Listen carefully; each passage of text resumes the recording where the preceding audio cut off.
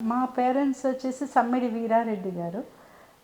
ఆయన సాగర్ సిమెంట్స్ స్థాపన చేశారనమాట.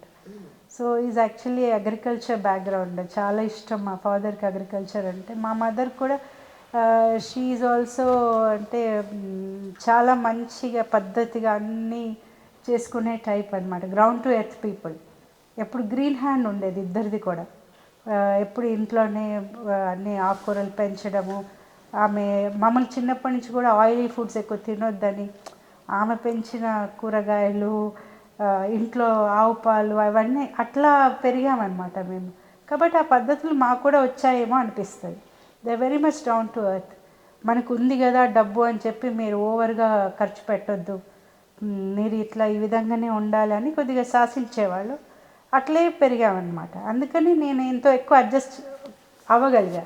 I didn't expect any flamboyant life అనమాట. కలెక్టర్ అనగానే or whatever I used to be like that. I was a practical. నేను husband అంటే ఏమి డ్రీమ్స్ ఉండేవి కాదు నాకు, ఇట్లే కావాలి అట్లా. కానీ ఒక ఐఏఎస్ ఆఫీసర్ మంచి అని తెలిసాక yes I want a good husband.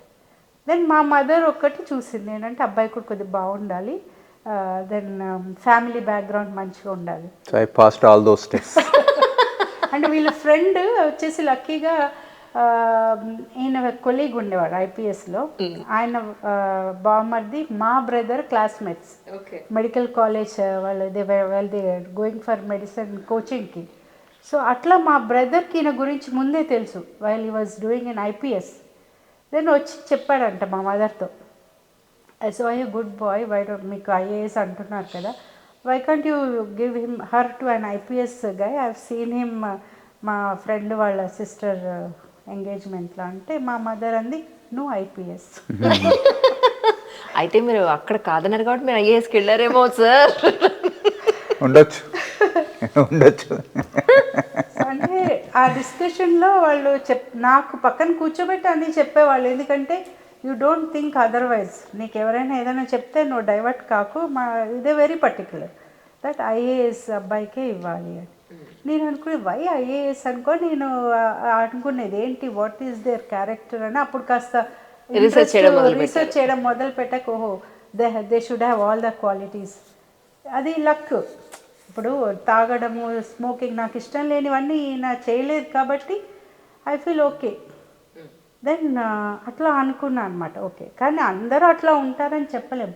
దాంట్లో వెళ్ళాక నాకు తెలిసింది they are also human being, they also have all the habits.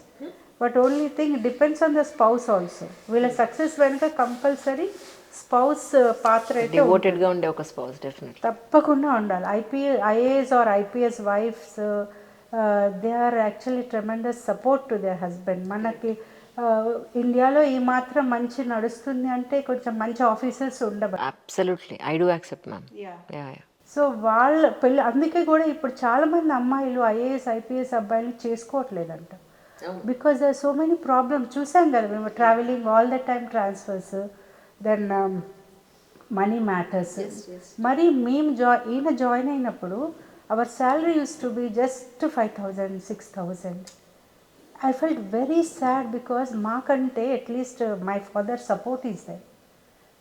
But people who doesn't have that support, what will they do? So government should consider something. See, they have studied so hard. They came to such level.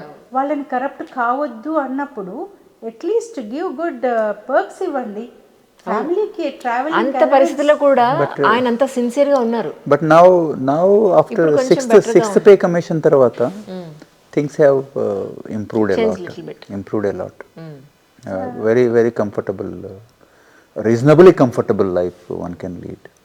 అంటే of course aspirations also increase అవుతున్నాయి, ఆ society demands also కూడా increase అవుతున్నాయి.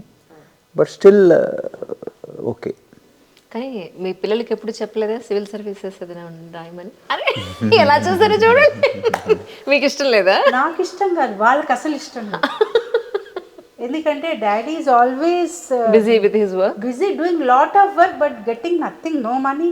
When they come to Hyderabad and see my parents, their grandmas and mamas lifestyle and all, అరే తాతకి Benz ఉంది, తాతకి ఇన్నున్నాయి, daddy IAS what Ambassador, but they know that he has lot of power.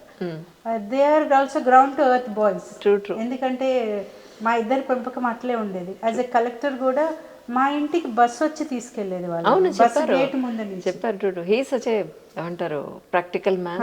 And నేను ఆయనకి తోడైనందుకు వాళ్ళకి చాలా కష్టాలు పడ్డారు పిల్లలిద్దరు. కష్టమేం కాదు. అంటే కష్టం అంటే practically, yeah. practically, yeah. So మా పెద్దోడైతే ఢిల్లీలో is to go to tuitions by bus only.